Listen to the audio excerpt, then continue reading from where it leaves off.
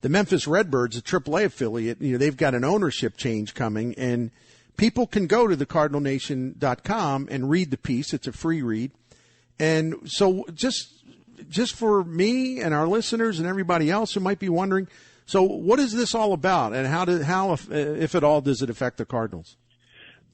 Well, the good news is, I guess let's start with the end first, and that is that the affiliation between the Cardinals and the Memphis Redbirds has been in place since 1998, and it is unchanged, and it will be unchanged. So the good news is, folks who want to see the top Cardinals prospects in Memphis will be able to do that again in 2022 and for the foreseeable future.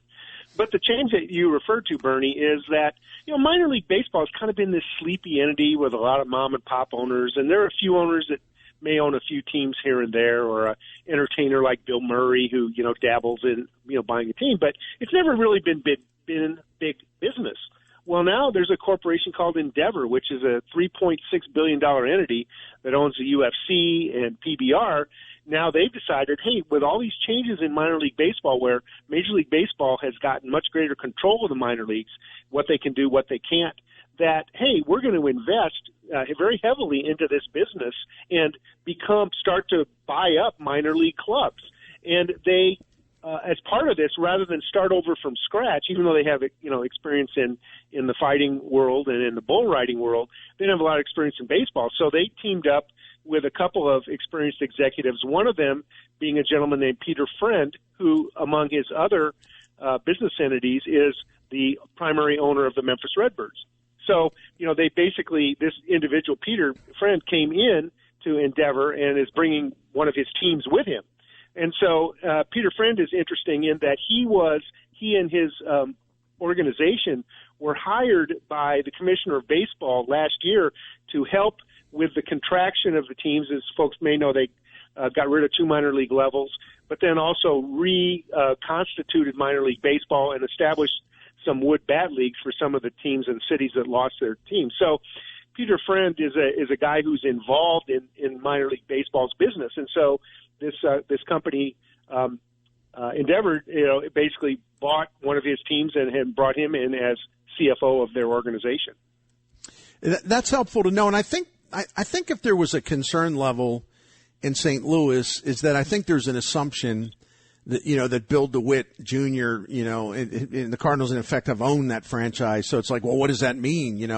Remember what Mike Shannon said? People's, their imaginations start to run wild.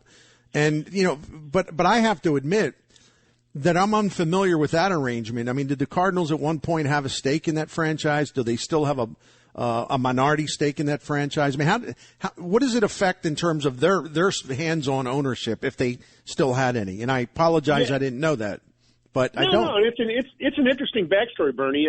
The Memphis Redbirds were always locally owned, and what happened was they created a foundation, and they decided they needed a new ballpark. The old ballpark, initially called Tim McCarver Stadium, was aged, and they needed a new facility. And they decided to build a Taj Mahal of minor league baseball, which they did in AutoZone Park. But the bonds that had to be put out to pay for it became a big debt burden, and basically they had to sell the team. And so the St. Louis Cardinals stepped in. Now, we're talking about, 6-8 years ago. The Cardinals stepped in and bought the team because it was in trouble. The city of Memphis picked up ownership of the ballpark.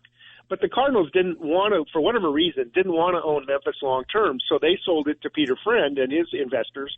And the Cardinals remained a minority owner, as well as another gentleman named Randy Boyd, whose organization, among other things, ran the old Johnson City Cardinals affiliate in the Appalachian League.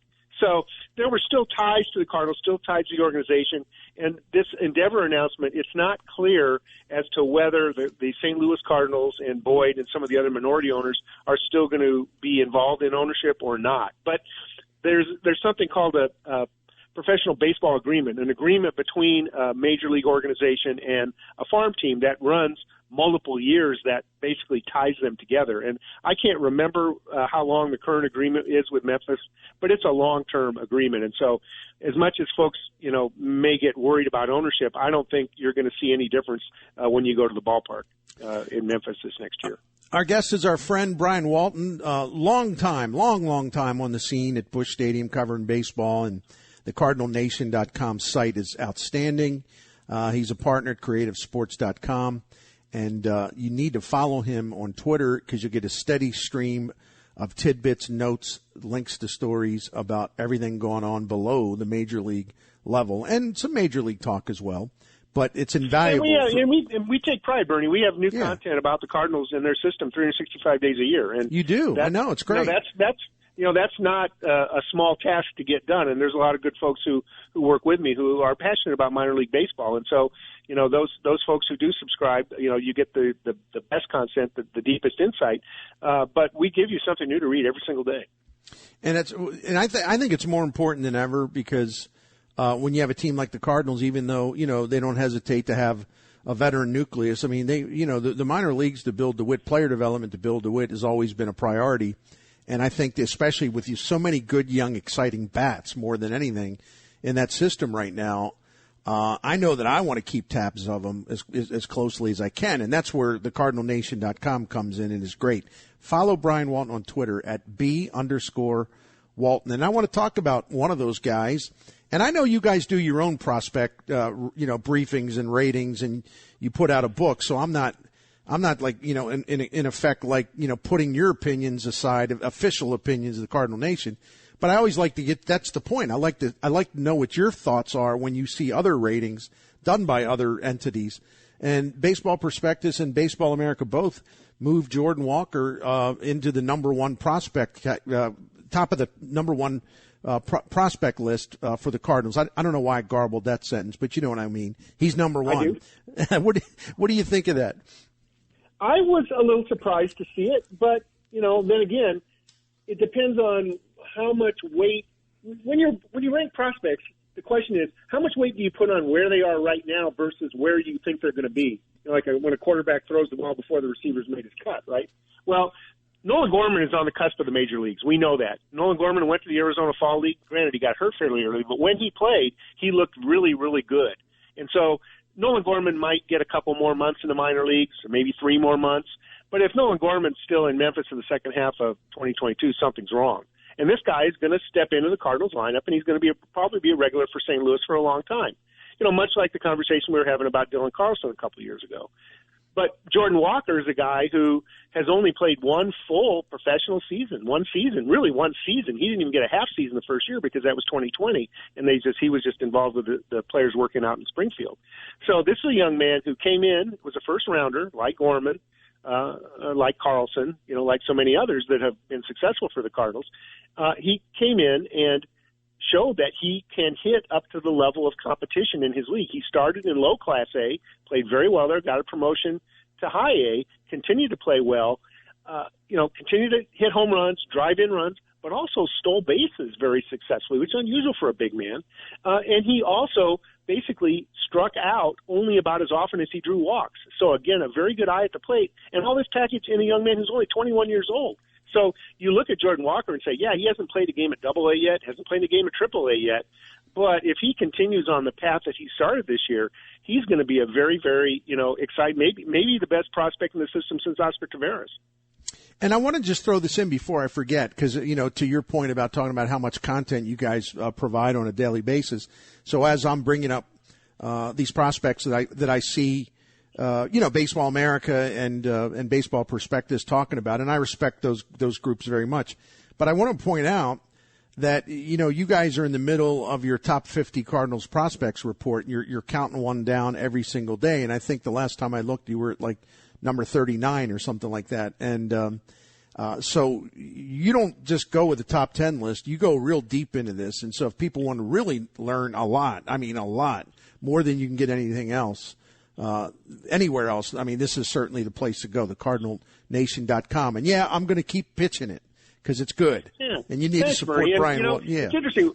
We've only got 12 prospects unveiled so far. Like you said, we start at 50 and work our way down. But as you said, folks can learn about sort of the next wave of prospects because everybody knows about Gorman and Ivan Herrera and Liberatore, right? But of our first 12 prospects to be unveiled this year, 9 of them are pitchers. So, pitching is a major problem in the Cardinals minor league system this last year. They got hit around pretty tough, but there's a number of good young pitchers that are down in the Class A level that are trying to work their way up and may just do that.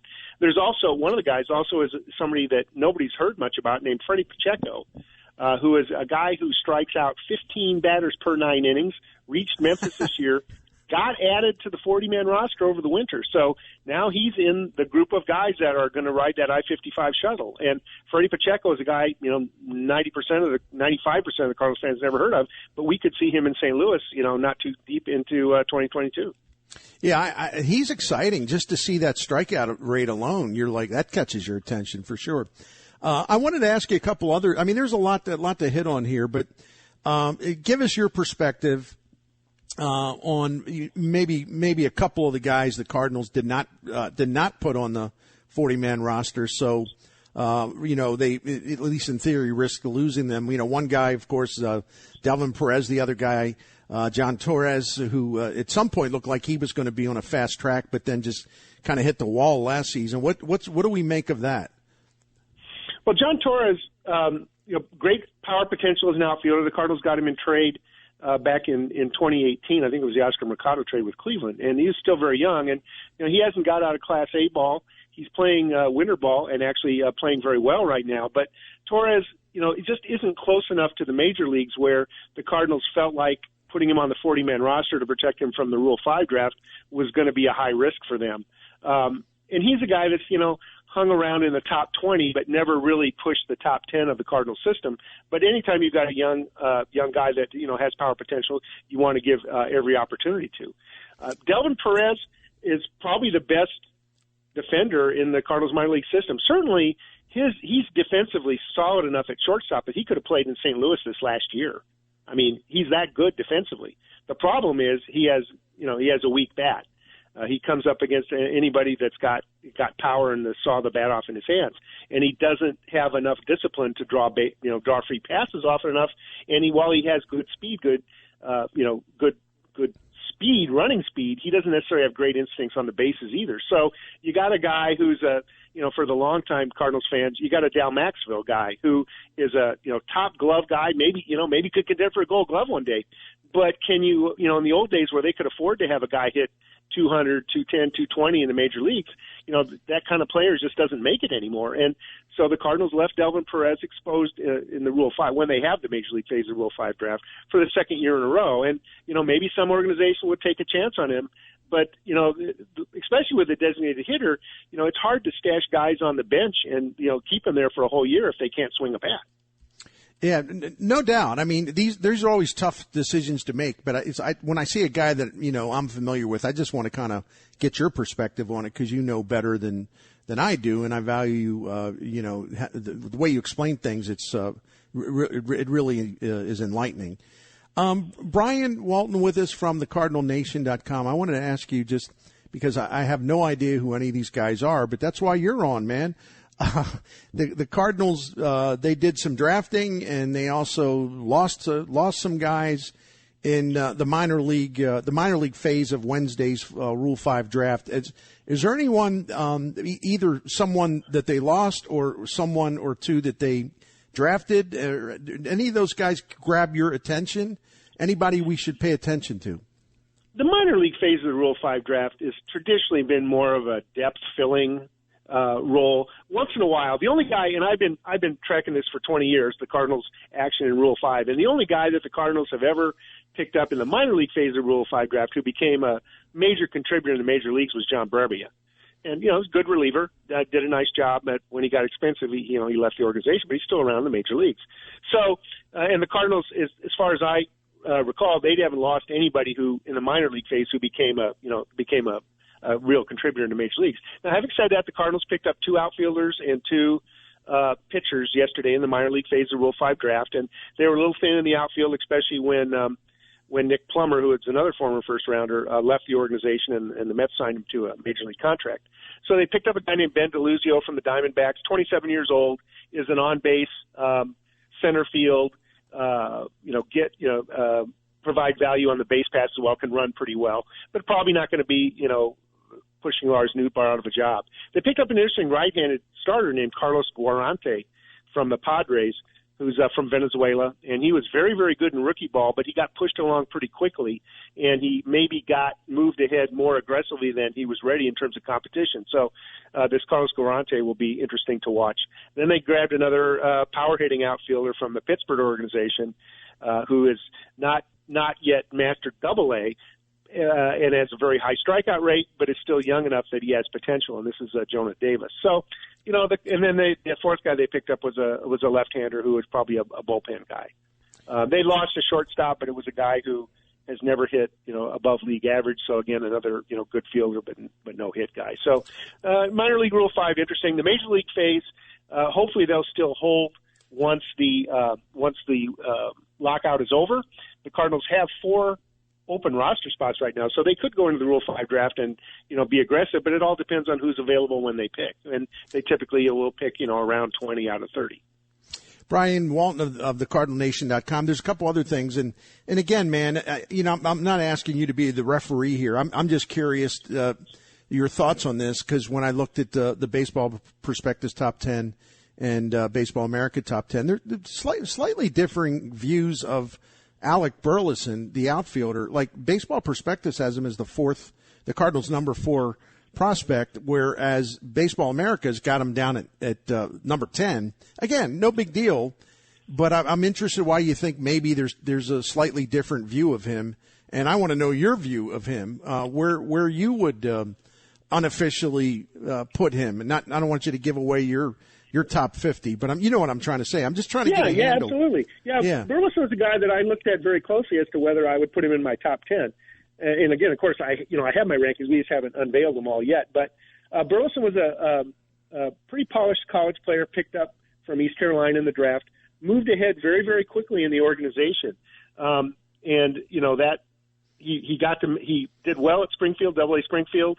And then got to Memphis and, didn't play quite as well, but that wasn't necessarily a big surprise for a guy who was, again, in his first full season as a professional.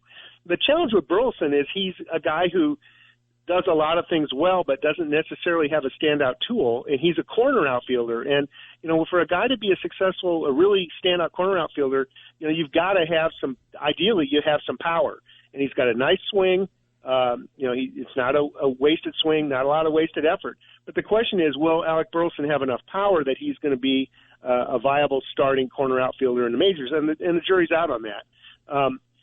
He won't be ranked number 4 on my list for the system. But that, the beauty of prospects is you want to get lots of different opinions. You want to look and see, why they say what they say, and see if it's something that that some of us may have overlooked. Yeah, no doubt. I mean, I'm fascinated by it. I really am. Another guy, which is interesting, and just to have some fun with it, I'm reading through all these reports on, Juan Yepez, and obviously the Cardinals think very highly of him. He's on the 40-man roster, and I know they were going to do that anyway, which would made it easy for them to plug him on the wild card roster. But it's interesting. I read these reports. I just wish people. Not that I should talk, because I tend to write too long, but I wish people would just kind of just get to the point and just say, you know what, we love his bat, but this dude's a DH, period. It's like, because everyone's talking about, well, he doesn't have a position defensively. I don't know. And then doesn't have a lot of speed, and it's like, well, okay, you're telling me he's a DH then. So anyway, I thought that was funny, but, I think Cardinals fans, Brian, this is where you come in. You can educate all of us. I think Cardinals fans are surprised to see that he's not rated, up there with Walker and Gorman, because understandably they see him added to the 40-man. They see him added to the wild card roster, and they're like, well, wait a minute. He's not one of the top 2 or 3 guys. So I can understand be a little confusing. So what's your take on that? Yepez had an exceptional year between Double-A and Triple-A. He went down to the Arizona Fall League, was named co-hitter of the year in the league. I mean, an exceptional year. And he's our player of the year in the system, no doubt about it. When the Cardinals announced their player of the year and pitcher of the year, I mean, if he doesn't get it, there's something wrong. Now, having said that, up to this point, up to 20, if we would have had this conversation a year ago, first of all, his name would never even have come up. He was a guy that had reached he had gotten kind of stuck in Class A for multiple years. He had reached Double-A in 2019, before the COVID stopped the minor league season, and really didn't stand out. Now, he rededicated himself during the year off, got stronger, got more serious about his body and his approach at the plate. And to his credit, kind of like Nick Plummer, he came from sort of the middle of the pack to the front of the line. But you say, number one, can he do that? Can he do that consistently? Will he do that consistently? And as you said, the biggest question with Juan is, where does he play? He was acquired as a third baseman. He came to the Cardinals in the original Matt Adams trade, which was way back in 2017. And he just wasn't a good third baseman, good enough to become a major leaguer. They tried him some at first. He could do that okay. They've played him some in the corner outfields. But as you mentioned, he's not good enough defensively to be a starter in the major leagues as a position player. So the question is, could he be a designated hitter, a platoon guy? Could he play first base, on days when Goldschmidt gets off? Probably wouldn't see him at third. Could he play some corner outfielder? Yeah, but you probably don't want to see it. So, Yepez is a good hitter, and assuming that the designated hitter does come to the National League, which still isn't a given, he'll have a place with St. Louis, but I'm not confident that he's going to become a big star. Yeah, and that's a great breakdown. So, and again, he's exciting, but it's always good to stay level on a lot of these guys because you just don't know until you can see him, and even then, it doesn't. Sometimes you got to wait at the major league level to see who you really have. One more for you, my man, and I appreciate your time tonight, Brian Walton from thecardinalnation.com.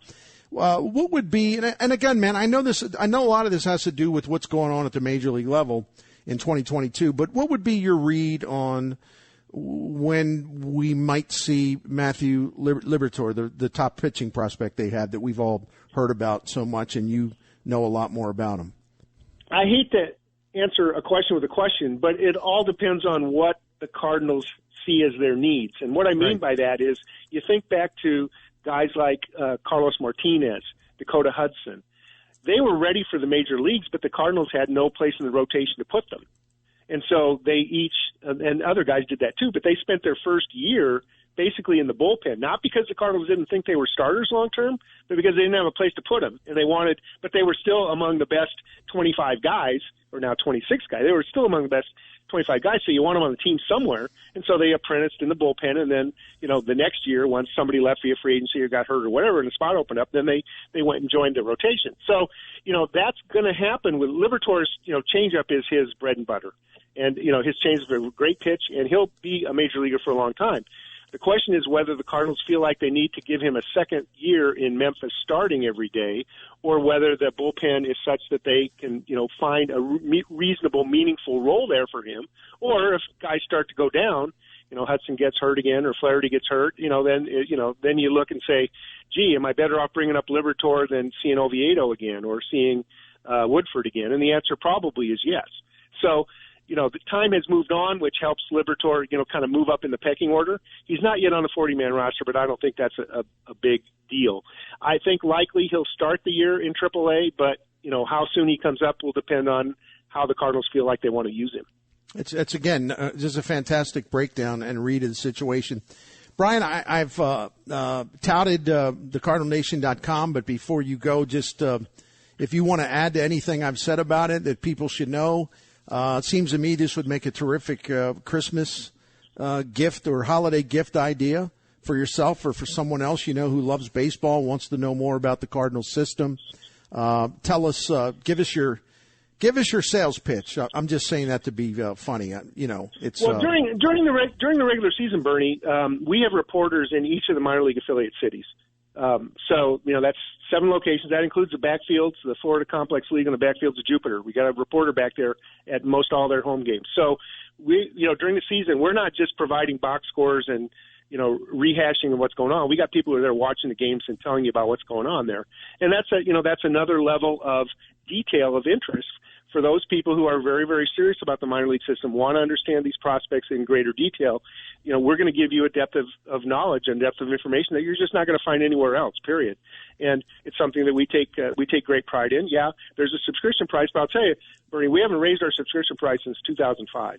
So, and people have a lot of pressures on money these days, and this is entertainment. But I will tell you that I very rarely, if ever, have had anybody come back to me and say, I want my money back. I don't think I'm getting what I paid for. That doesn't happen with the Cardinal Nation. As I said, new content, 365. Outstanding. And one more plug for scoopswithdannymac.com. Brian Walton does an audio hit, just like this interview. He visits with Dan McLaughlin every Wednesday, and so you can always go to scoopswithdannymac.com and check for that. That's also a great listen. Hey, I really appreciate the long visit and all the information, and certainly I appreciate you personally and also the CardinalNation.com. So thanks for your time, and I probably won't talk to you before Christmas. So, Merry Christmas, Happy Holidays to you and your family. Yeah, thank you, Bernie, and same to you. And thanks, everybody out there, for listening. All right, it was great. It's our friend Brian Walton from the CardinalNation.com. I learned some things there. I hope you all did too. He's great. He's on top of it. And right now, this is the thing to kind of follow with the Cardinals and other, of course, the other teams, because you sort of get to talk about the future a little bit, and these guys are very much in play, and a lot of these guys are able to play winter ball and do some other things. So we'll keep an eye on them for you.